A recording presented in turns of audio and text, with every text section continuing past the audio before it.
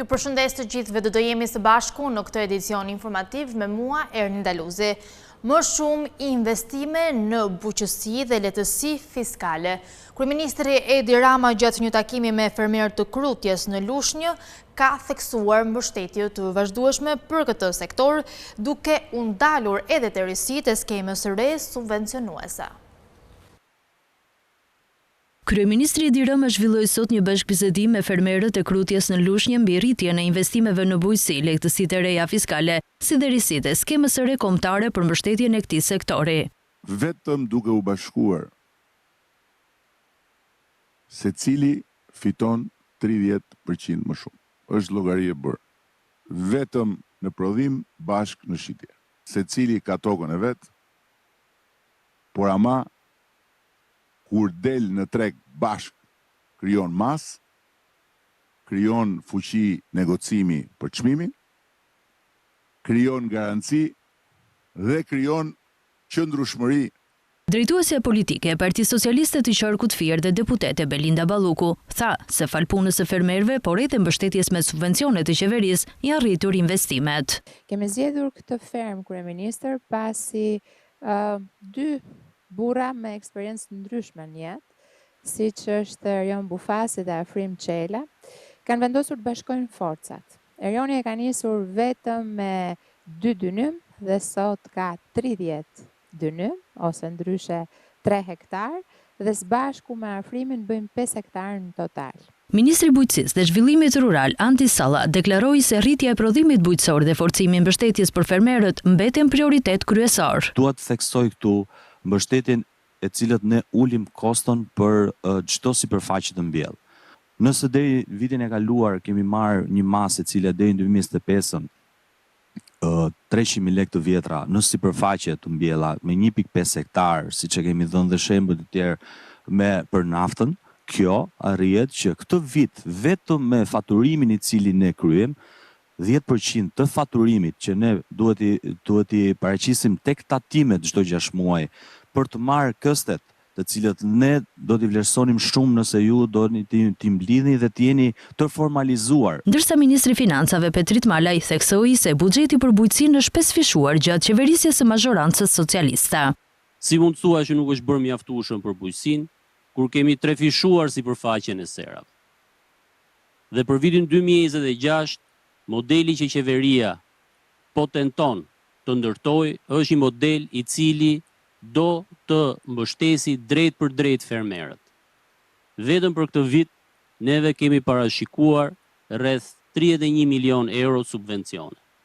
Kemi parashikuar 20 milion euro grante. Kemi vënë dispozicion garancinë sovrane 30 milion euro.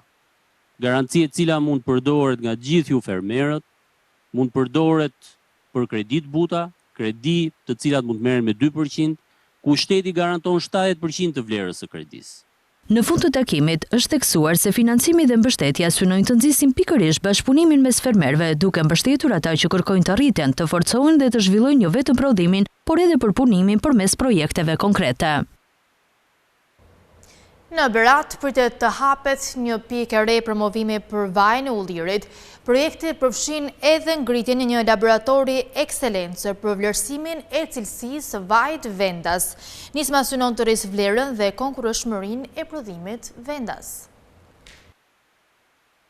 Në qytetin e Beratit pritet të krijohet një hapësirë e veçantë për promovimin e vajit ullirit vendas, duke e kthyer atë në një përvojë të plotë për vizitorët. Kjo iniciativë synon të nxjerrë në pa traditën e hershme të zonës në prodhimin e vajit ullirit dhe të rrisë vlerën e këtij produkti në treg. Kjo zonë ka një histori të gjatë dhe e përvojë të konsoliduar në këtë fushë, ndaj vendosja një pikë promovimi në qendër të qytetit është hap i rëndësishëm për ta bërë vajin më të njohur dhe më të kërkuar. Përveç kësaj, ky projekt parashikon edhe krijimin e një laboratori modern, i cili do të shërbejë për kontrollin dhe vlerësimin e cilësisë së vajit të prodhuar. Ku vaji juaj do promovohet si një produkt eksperiencë, se po të ishit të ndarë tek e tek, nuk do ishit bindës po të kërkoni laborator. Kurse kështu si që jeni bashkë dhe gjithë ky cikël që është krijuar e sjell vetë laboratorin. Berati nuk shihet vetëm si një destinacion turistik, por si një vend ku vizitorët mund të përjetojnë kulturën, traditën dhe shihen autentike të prodhimeve. Punimet për ndërtimin e segmentit të rrugëve lidhëse të Llogaras kanë arritur në masën 65% të realizimit fizik. Drejtori ARSH Sami Kozeli ka inspektuar nga afër kantierin e punimeve, ku po zhvillohet ndërtimi i një segmenti rrugor prej 1.7 kilometrash, pjesë e rëndësishme e infrastrukturës në zonën e Llogaras. Drejtori i Autoritetit Rrugor Shqiptar Ami Kozeli inspektoi nga afër kantierin e punimeve ku po zhvillohet ndërtimi një segmenti rrugor prej 1.7 kilometrash, pjesë e rëndësishme e infrastrukturës në zonën e Llogaras. ARSH njofton se punimet për ndërtimin e segmentit të rrugëve lidhëse të Llogaras po vijnë me ritme të shpejta, duke arritur në masën 65% të realizimit fizik. Në këtë projekt është përfunduar gërmimi dhe mbushja për formimin e trupit të rrugës në të gjithë gjatësinë e tij, si dhe janë realizuar punimet për veprat e vogla të artit inxhinierik. Aktualisht po vijon puna për shtresat e trupit të rrugës me synim për fundimin e plotë të projektit përpara sezonit veror, duke përmirësuar ndjeshëm aksesin dhe qarkullimin në këtë zonë turistike të rëndësishme të vendit. Raporti i Komunitetit të Energjisë për vitin 2025 evidenton progres në liberalizimin e tregut dhe reformat në sektorin energjetik. Shqipëria ka përmbushur rreth 50% të objektivave, megjithatë kërkohen hapa të mëtejshëm për konsolidimin e tregut, zhvillimin e sektorit të gazit dhe përshpejtimin e tranzicionit drejt energjive të pastra. Është prezantuar raporti i zbatimit të Komunitetit të Energjisë për vitin 2025 me temë Rruga e Shqipërisë drejt integrimit energjetik evropian. Drejtori i Sekretariatit të Komunitetit të Energjisë bëri një panoramë të detajuar të progresit të Shqipërisë në përmbushjen e detyrimeve në sektorin energjetik. Në fjalën e tij, ai theksoi se prezantimi i raportit mbështetet mbi 5 shtylla kryesore të aktivitetit të Komunitetit të Energjisë: integrimin në treg, dekarbonizimin, sigurimin e furnizimit, përmirësimin e mjedisit dhe performancën e përgjithshme të sektorit. Ai evidentoi disa arritje kyçe të Shqipërisë gjatë 2025-s, veçanërisht në drejtim të liberalizimit të tregut të energjisë, ku vendi ka arritur rreth 50% të objektivave të parashikuara. Arritje kyçe të Shqipërisë gjatë 2025-s, përveç këtyre 5 shtyllave, pra atë që ne kemi vëzhguar dhe që kemi parë në Shqipëri është progresi në lëshimin e tregut të ri, në të gjitha ato direktiva që janë bërë në 2024 që janë miratuar, por gjithashtu edhe zgjerimi e liberalizimit të tregut për elektricitetin. Në lidhje me çmimet e energjisë, drejtori i Sekretariatit të Komunitetit të Energjisë nënvizoi progresin në liberalizimin e tregut, duke theksuar përfshirjen e klientëve të rinj industrial në tregun e lirë, një zhvillim që konsiderohet premtues për rritjen e konkurrencës dhe eficiencës.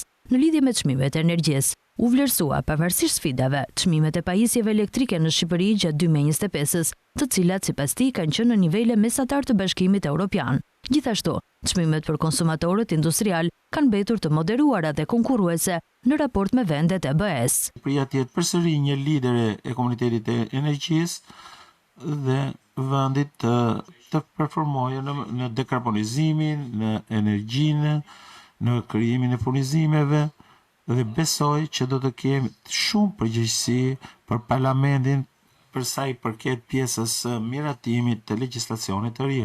Ai ka shprehur gatishmërinë e Sekretariatit të Komunitetit të Energjisë për të mbështetur Shqipërinë në avancimin e mëtejshëm të reformave dhe në përshpejtimin e rrugëtimit drejt integrimit evropian. Ndotja plastike mbetet një nga sfidat kryesore mjedisore në vend ku më problematike situata është në Vjos dhe Ishëm. Përfaqësuesi i delegacionit të Bashkimit Evropian në Shqipëri theksoi se mbrojtja e lumenjve dhe mjedisit detar kërkon një qasje të integruar nga burimi deri në det. Ndotja plastike në lumenj Vjosa dhe Ishëm mbetet një nga sfidat kryesore mjedisore në vend, ndaj kërkohet kalimi nga analiza e të dhënave drejt veprimeve konkrete në terren. Gjithçka u theksua në konferencën kombëtare të organizuar nga Milio Kontakt, e cila mblodhi përfaqësues të institucioneve publike, pushtetit vendor, organizatave të shoqërisë civile dhe sektorit privat, veçanërisht Horeka. Situata në Shqipëri në fushën e menaxhimit të mbetjeve mbetet sfiduese. Ndonse janë ndërmarrë mjaft hapa, janë hartuar strategji politika, përsëri shohim që në praktik kemi një infrastrukturë e cila është deri diku e cënguar, sidomos kur bëhet fjalë për ndarje në burim të mbetjeve, për grumbullimin, riciklimin, pra janë ende të kufizuara dhe plastika për shkak të përdorimit të saj të gjerë dhe degradimit shumë të ngadalt bëhet më pas një ndërndocit më kryesor dhe më problematik. Të gjitha basenet lumore në Shqipëri kontribojnë në pjesën e detit mesdhe. Përfaqësuesi i delegacionit të Bashkimit Evropian në Shqipëri theksoi se mbrojtja e lumenjve dhe mjedisi detar kërkon një qasje të integruar nga burimi deri në det. Shumica e ndotjes që prek detin dhe vijën bregdetare ka origjinën larg bregut. Kjo është arsyeja pse një qasje integruar nga burimi në det është e nevojshme. Pra kjo qasje pasqyron mënyrën se si funksionon politika mjedisore e Bashkimit Evropian dhe është gjithashtu modeli që Shqipëria po miraton si pjesë e rrugtimit të saj evropian. Ndërkohë, vendesministri i mjedisit Genti Gazheli vuri theksin tek rëndësia të dhonave në hartimin e politikave efektive, por edhe tek kostot që lidhen me zbatimin e tyre. Në të njëjtën kohë ne duhet të jemi realist në lidhje me koston e lidhur me zbatimin e ligjeve mjedisore të BE-s. Kjo përpjekje kërkon investime të rëndësishme në infrastrukturë, kapacitete institucionale, sisteme monitorimi dhe fusha të tjera. Megjithatë, këto kosto duhet të shihen si një investim afatgjatë në shëndetin publik, qëndrueshmërinë ekonomike dhe mjedisore. Një nga pikat qendrore të konferencës ishte diskutimi mbi draftet e dokumenteve të politikave për 2 basenet, të cilat evidentojnë se sfida kryesore nuk lidhet më me mungesën e legjislacionit, por me zbatimin e tij në praktikë. Qeveria ka miratuar kushtet e negocimit për shoqërinë shtetërore Kajo, e cila do të bashkëpunojë me një kompani private për krijimin e një shoqërie të përbashkët në fushën e prodhimit dhe tregtimit të mjeteve fluturuese pa pilot. Këshilli i Ministrave ka miratuar vendimin për përcaktimin e kushteve të negocimit të shoqërisë shtetërore Kajo me partner privat me synim krijimin e një shoqërie aksionare të përbashkët në industrinë e mjeteve fluturuese pa pilot. Sipas vendimit, shoqëria Kajo do të mbajë jo më pak se 25% e aksioneve në këtë bashkëpunim, ndërsa do të kontribuojë me pasuri të paluajtshme në një sipërfaqe prej të paktën 1000 metrazh katror, që do të vihet në dispozicion të aktivitetit të shoqërisë së re. Nga ana tjetër, partneri privat duhet të garantojë një investim minimal prej 30 milionë eurosh brenda 3 viteve, si dhe hapjen e të paktën 35 vendeve të reja pune në të njëjtën periudhë. Po ashtu ai duhet të sigurojë linja teknologjike për prodhimin e mjeteve pa pilot dhe rrjetin e shpërndarjes për eksport. Objekti i aktivitetit të shoqërisë së re do të përfshijë prodhimin, montimin, riparimin dhe tregtimin e mjeteve fluturuese pa pilot, ndërsa drejtimi i saj do të bëhet në bashkëpunim mes palëve.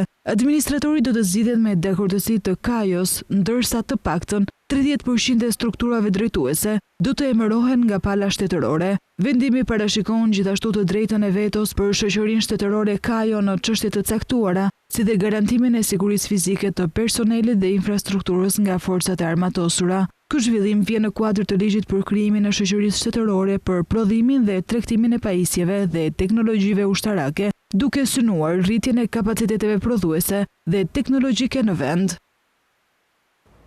Digitalizimi i shërbimeve tatimore ka sjellë kursim të madh në kohë për qytetarët dhe bizneset.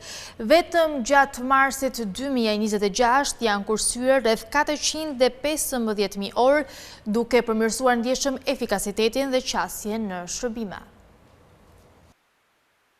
Digitalizimi i shërbimeve tatimore ka sjellë përmirësime të ndjeshme në mënyrën se si qytetarët dhe bizneset marrin shërbime në vend. Tatimet njoftojnë se vetëm gjatë muajit mars të vitit 2026 fal përdorimit të platformave digjitale janë kursyer rreth 415.000 orë kohë, duke ulur ndjeshëm vonesat dhe procedurat e gjata administrative. Ky transformim ka ndikuar drejt për drejt në rritjen e efikasitetit të administratës tatimore, duke bërë që shërbimet të ofrohen më shpejt dhe më lehtë. Qytetarët dhe bizneset tashmë mund të kryejnë një pjesë të madhe të shërbimeve të tyre online pa pasur nevojë të paraqiten fizikisht në sportele, gjë që ka reduktuar edhe kostot dhe kohën e humbur. Sipas të dhënave, ky proces i digitalizimit ka ndihmuar në thjeshtimin e procedurave dhe në rritjen e transparencës në shërbimet publike. Po ashtu tatimet theksojnë se është krijuar një sistem efikas dhe më i qasshëm për tatimpaguesit, duke lehtësuar ndjeshëm komunikimin me administratën. Autoritetet theksojnë se kjo është pjesë e një procesi më të gjerë modernizimi që synon të përmirësojë vazhdimisht shërbimet publike dhe të reduktojë barrën e administrative për qytetarët dhe bizneset në vend. Avokati i tatim paguesve propozon ndryshim në udhëzimin procedural që për rastet e sistemimit të detyrimeve të mbi paguara të sigurimeve shoqërore, procedura e sistemimit të kryet automatikisht nga vetë administrata tatimore, duke përjashtuar kërkesën e tatim paguesit për këto raste. Avokati i tatim paguesve evidenton nevojën për lehtësimin procedural në sistemimin e detyrimeve të kontributeve të sigurimeve shoqërore që rezultojnë të mbipaguara nga individët për të njëjtën periudhë tatimore. Referuar raportit vjetor të këtij institucioni për vitin 2025, një nga problemet më të shpeshta që raportohet nga tatim paguesit lidhet me mënyrën se si ata arkëtojnë pagesat mujore. Ankesat e konstatuara tregojnë se disa tatim pagues gabimisht paguajnë një muaj të caktuar në vend të një muaji që realisht duhet paguar. Si pasojë, për një muaj të periudhave të kaluara, ndodh që pagesa e sigurimeve shoqërore të kryhet 2 herë. Kjo situatë është evidentuar veçanërisht gjatë 6 mujorit të parë të vitit që lan pas. Aktualisht sistemimi i këtyre pagesave bëhet me kërkesë të vetë tatim paguesit. Megjithatë është vlerësuar se kjo procedurë krijon vonesa të panevojshme administrative dhe favorizon kryesisht tatim paguesit që janë më të informuar për procedurat. Në të njëjtën kohë, kjo rrit edhe pasigurinë juridike për qytetarët dhe bizneset. Nga përgjigjet e dhëna lidhur me këtë çështje rezulton se administrata tatimore është duke punuar për përmirësimin e sistemit të paraqitjes së kërkesave për sistemim të detyrimeve tatimore. Ndërkohë, rekomandimi i avokatit të popullit është që të ndërhyet në udhëzimin procedural që në rastet kur konstatohet pagesë dyfisht për të njëjtën periudhë, administrata tatimore të kryejë sistemimin automatik të shumës së mbipaguar, pa qenë e nevojshme që tatim paguesi të paraqesë kërkesë. Po ashtu, tatim paguesi duhet të njoftohet elektronikisht për kryerjen e këtij veprimi. Sipas raportit, një sistem i tillë automatik do të ishte më i drejtë dhe më efikas, si për tatim paguesit ashtu edhe për administratën tatimore, duke reduktuar procedurat dhe duke shmangur vonesat në trajtimin e rasteve të mbipagesave. Sektori i turizmit vijoi rritjen edhe gjatë vitit të kaluar, por informaliteti vazhdon të jetë i lartë. Sipas një analize të Altax, informaliteti më i madh është në njësitë akomoduese afatshkurtra si Airbnb dhe Booking, pasi 70 deri në 80% e tyre janë jashtë sistemit tatimor. Turizmi shqiptar po përballet me një asimetri fiskale që do të thotë se rritja e vrullshme e viteve të fundit e numrit turistëve nuk po shoqërohet me rritjen e të ardhurave në buxhet. Në një analizë të fundit të Altax, problemi qëndron te tregu i akomodimeve afatshkurtra ku përfshihen kryesisht ofertat në platformat si Airbnb dhe Booking. Në një intervistë për televizionin Skan, drejtuesi i Altax Eduard Gjokutaj shprehet se 70 deri në 80% e njësive akomoduese afatshkurtra janë jashtë sistemit tatimor. Evidentohet që 70 deri në 80% e njësive të akomodimit afatshkurtër, pra kryesisht ato që nuk kanë të bëjnë me hotelering klasike, por me apartamente, villa dhe njësi banimi, nuk janë brenda sistemit tatimor, pra operojnë jashtë sistemit tatimor, duke gjeneruar humbje fiskale, të cilën ne kemi bërë një llogaritje ka arrin nga 40 deri në 60 milionë euro në vit. Dhe këtu përfshihen jo vetëm humbjet fiskale të asaj që kanë lidhje me administratën tatimore qendrore apo me drejtorinë e përgjithshme, por dhe ato që burojnë për shkak të mos regjistrimit apo mos deklarimit lidhur me taksat lokale vendore. Gjatë vitit 2025, në Shqipëri hyn rreth 12.4 milion shtetas me pasaportë huaj, ndërsa sektori i turizmit kontribuoi me 26.4% në prodhimin e brendshëm bruto, duke u bërë sektori kryesor i ekonomisë sonë. Gjatë vitit kaluar, turistët e huaj shpenzuan rreth 5.5 miliard euro në vendin tonë, ndërsa të ardhurat fiskale qendrore vlerësohen mes 970 milion deri në 1.23 miliard euro. Por Altax vlerëson një humbje fiskale nga 40 deri në 60 milion euro në vit nga informaliteti, kryesisht në tregun e qirave afatshkurtra. Këshilli i Ministrave ka miratuar rregullat për organizimin dhe funksionimin e Këshillit të Mbështetjes së Projekteve, një strukturë e re e ngritur pranë autoritetit të mbikëqyrjes së lojrave të fatit. Vendimi përcakton në mënyrë të detajuar mënyrën e funksionimit, i cili do të ketë rol kyç në mbështetjen dhe financimin e këtyre projekteve publike. Ministri i Turizmit, Kulturës dhe Sportit Blendi Gonxha nëpërmes një postimi në rrjetet sociale tha se është ndërmarrë një tjetër hap konkret për forcimin e financimit në fushën e artit. Kulturës dhe Sportit përmes krijimit të mekanizmeve të rinë mbështetës për projektet me interes publik. Këshilli i Ministrave ka miratuar rregullat për ngritjen dhe funksionimin e Këshillit të mbështetjes së projekteve pranë Autoritetit të mbikëqyrjes së lërave të fatit, një mekanizëm i ri i cili do të financojë nisma të shumta me interes publik si një dividend direkt në mbështetje të projekteve krijuese, kulturore, sociale e sportive, duke nxitur inovacionin dhe duke rritur angazhimin e rinis. Sipas Ministrit të Turizmit, Kulturës dhe Sportit, Blendi Gonxha, nisma parashikon më shumë fonde direkte nga burime jashtë tavaneve buxhetore, si dhe rritje të vëmendjes ndaj ekonomisë kreative, turizmit dhe ndërkombëtarizimit. Po ashtu theksohet rëndësia e politikave dhe praktikave transparente në vendimarrje. Ky instrument i ri financiar pritet të krijojë më shumë mundësi për zhvillimin e ideve dhe aktiviteteve të qëndrueshme në komunitet, duke nxitur inovacionin dhe angazhimin e të rinjve. Ministri Gonxha e cilëson këtë si tjetër dëshmi të ndërtimit të një ekosistemi të ri mbështetës për artin, kulturën dhe sportin, ku talenti dhe projektet me ndikim publik do të marrin mbështetjen e nevojshme.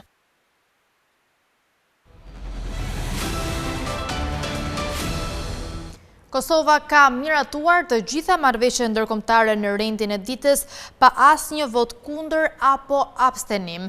Marrëveshjet përfshin kredi për zhvillimin financiar, energjinë, klimën dhe lehtësimin e tregtisë në rajon.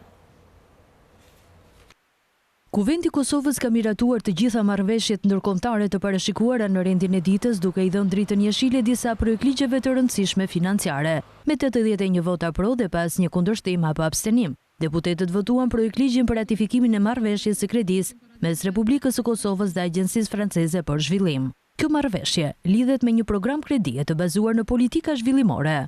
Ndërkohë, me 90 vota pro, kuvendi miratoi edhe projektligjin për ratifikimin e marrëveshjes së kredisë ndërmjet Kosovës, e përfaqësuar nga Ministria e Financave dhe Asociacionit Ndërkombëtar për Zhvillim. Ky financim ka për qëllim mbështetjen e projektit për zhvillimin e sektorit financiar në vend. Gjithashtu me 88 vota pro, pas një kundër apo abstenim, u votua edhe një tjetër marrëveshje kredie me të njëjtin asociacion ndërkombëtar. Kjo marrëveshje ka të bëjë me projektin lehtësimit tregtisë dhe transportit në Ballkanin Perëndimor, që synon përmirësimin e lëvizjes së mallrave dhe zhvillimin e infrastrukturës rajonale.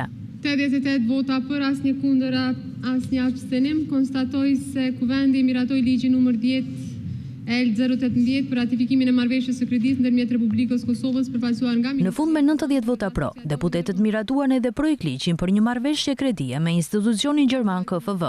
Ky financim është i fokusuar në sektorin e energjisë dhe klimës, duke mbështetur politika që lidhen me zhvillimin e qëndrueshëm dhe tranzicionin energjetik në Kosovë. Të gjitha këto projektligje u miratuan pas një vot kundër, duke reflektuar një konsensus të gjerë politik për rëndësinë e këtyre marrëveshjeve në zhvillimin ekonomik të Kosovës. Ministri i Financave Hekur Almurati tha se paga e 13 aplikohet në shumë vende të Bashkimit Evropian dhe mund të aplikohet edhe në të ardhmen në Kosovë. Ai theksoi se qeveria ka mbështetur familjet dhe sektorin privat përmes shtesave dhe pagesave të menjëhershme. Ministri i Financave Hekur Almurati ka deklaruar se praktika e pagës së 13 ekziston në vendet e Bashkimit Evropian dhe nuk është një ide e re, duke ju përgjigjur kritikave të deputetëve të Aleancës për Ardhmërinë e Kosovës. Sipas tij, paga e 13 aplikohet në disa shtete si Italia, Austria, Gjermania, Franca e të tjerë, edhe pse nuk është detyrim ligjor. Ajo jepet në mënyrë të përvitshme, madje në disa raste edhe me pagë të 14. Ka të bëjë me çështjen se kush duhet ta jap pagën e 13, pra është punëdhënësi, po e sqaroj edhe një herë. Në sektorin privat punëdhënësi duhet ta jap pagën e 13, do njoftova. Nëse keni dakordim, keni pajtueshmëri, mund ta bëjmë edhe obligative me ligj. Pra qysh tani mund ta nisim ne projekt ligj që obligon edhe sektorin privat çdo vit ta jap pagën e 13. Kjo është e para. Sa i përket keqkuptimit të dytë, pra gjithashtu keqkuptohet ajo sa i përket të ardhurave të familjes. Pra ne kemi mbështetur familjen, secila familje ka njerëz që punojnë. Dhe me qenë se është mbështetur familja përmes pensionistit, apo përmes fëmijës, apo përmes nënës, atëherë kjo ka lehtuar edhe barën e atij që punon apo asaj që punon dhe që mban familjen.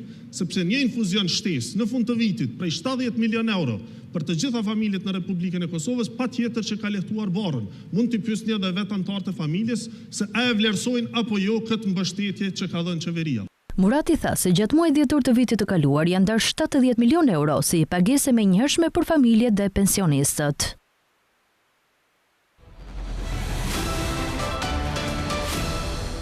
Besimi i konsumatorëve në Shtetet e Bashkuara të Amerikës ka rënë në nivelin më të ulët historik për gjatë prillit për shkak të konfliktit në Iran që ka ndikuar në rritjen e çmimit të energjisë.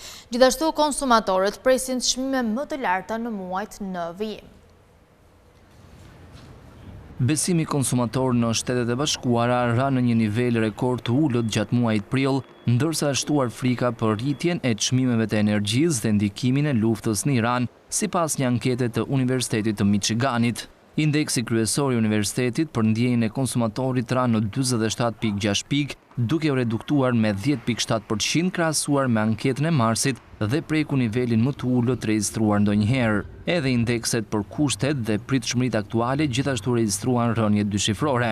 Rënja e ndjenjës përkon me një rritje të ndjeshme të pritshmërive për inflacionin, me të anketuarit që janë përballur me një rritje të çmimeve me 4.8% brenda një viti. Anketa tregon se shumë konsumator fajsojnë konfliktin në Iran për ndryshimet e pafavorshme në ekonomi, tha drejtoresha e anketës Joan Su.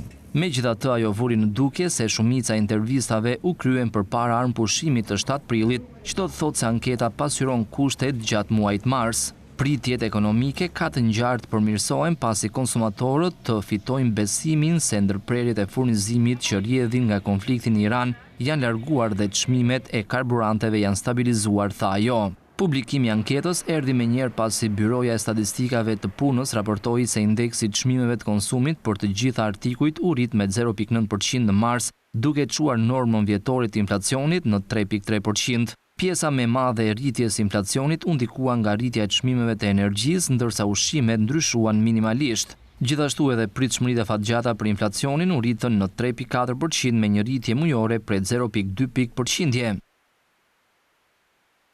Nafta Brent e Londrës e ka mbyllur javën pra $95 për fuqi, duke realizuar humbjet më të mëdha javore që nga viti 2022. Megjithatë, situata është e brisht pasi vetëm pak anije kanë arritur në ngushticën e Hormuzit. Nafta e mbyll javën pra $95 për fuqi për shkak të arritjes së armpushimit mes Shteteve të Bashkuara dhe Iranit. Megjithatë, tensionet janë prezente rreth ngushticës së Hormuzit, pasi korridori jetësor i transportit detar është ende i mbyllur. Nafta Brent e Londrës ra me rreth 1.3% të premten dhe mbylli javën $94.7 për fuqi. Nafta bruto amerikane ra me 1.5% në rreth $96 për fuqi. Të dyja kontratat kanë publikuar humbjet më të mëdha javore që nga viti 2022. Presidenti Amerikan Donald Trump ka paralajmëruar Iranin të heqë dorë nëse po aplikon tarifa për kalimin e anijeve në përngushticë, një veprim që rrezikon të minojë marrëveshjen dyjavore të armpushimit. Iranianët nuk po e kuptojnë se nuk kanë karta të fshehta përveç zhvatjes afatshkurtër të botës duke përdorur rrugët ujore ndërkombëtare, tha Trump në një postim në Truth Social. Fluksi i transportit detar përmes Hormuzit që trajtonte rreth 20% të furnizimit global me naftë përpara luftës mbetet shumë i kufizuar duke i mbajtur tregjet në ankth.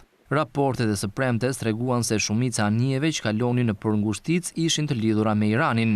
Këshilltari kryesor ekonomik i Trump, Kevin Hassett, tha se kalimi vetëm një cisterne nafte në përngushticë do të siguronte një pjesë të madhe të asaj që mungon.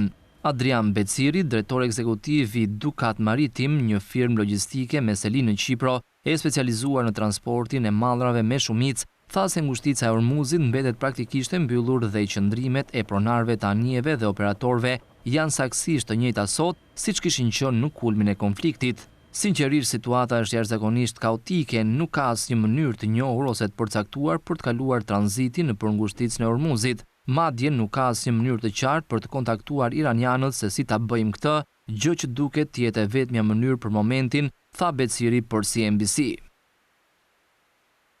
Ekuipazhi i Artemis 2 është kthyer me sukses në tokë pas 10 ditësh në hapësirë mes planetit tonë dhe Hënës. Ky ishte fluturimi i parë mes një serie fluturimesh që synojnë uljen e astronautëve në Hënë në vitin 2028. Ndryshe nga epoka e luftës së ftohtë, këtë herë gara bëhet për të mposhtur Kinën. Kapsula Artemis 2 dhe ekuipazhi i saj prej 4 antarësh ulën në mënyrë të sigurt në oqeanin paqësor pas gati 10 ditësh në hapësirë, duke përmbyllur udhëtimin e parë të njerëzve në afërsi të hënës në më shumë se gjysmë shekulli. Kapsula Orion e NASA, e quajtur Integrity, zbriti butësisht në ujë pranë Bregdetit të Kalifornisë Jugore, duke përfunduar një mision që i çoi astronautët më thellë në hapësirë se kushdo tjetër. Artemis 2 përshkroi në total 694.392 milje, apo rreth 1.117.000 kilometra, duke rrotulluar 2 herë në orbitën e Tokës dhe shkoi në anën e pasme të hënës rreth 252.000 milje apo 400.000 kilometra larg. Ky ishte fluturimi i parë testues me ekuipazh në një seri misionesh të Artemis që synojnë uljen e astronautëve në sipërfaqen e hënës, duke filluar nga viti 2028. Pjesa më kritike e misionit ishte hyrja në atmosferën e Tokës, pasi pjesa e përparme e kapsulës për rreth 13 minuta gjeneroi një temperaturë të zjarrtë prej 2760 gradë Celsius, duke ndërprerë njëkohësisht edhe komunikimin me radio me ekuipazhin. Astronautët e Artemis arritën në 406.771 kilometra larg Tokës, duke tejkaluar rekordin e mëparshëm për afërsisht 399.000 kilometrat vendosur në vitin 1970 nga ekuipazhi i Apollo 13. Udhëtimi që pasoi fluturimin prov pa ekuipazh të Artemis 1 rreth hënës në vitin 2022 shënoi një provë kritike gjenerale për një përpjekje të planifikuar më vonë këtë dekadë për të ulur astronautët në sipërfaqen hënore për herë të parë që nga Apollo 17 në fund të vitit 1972.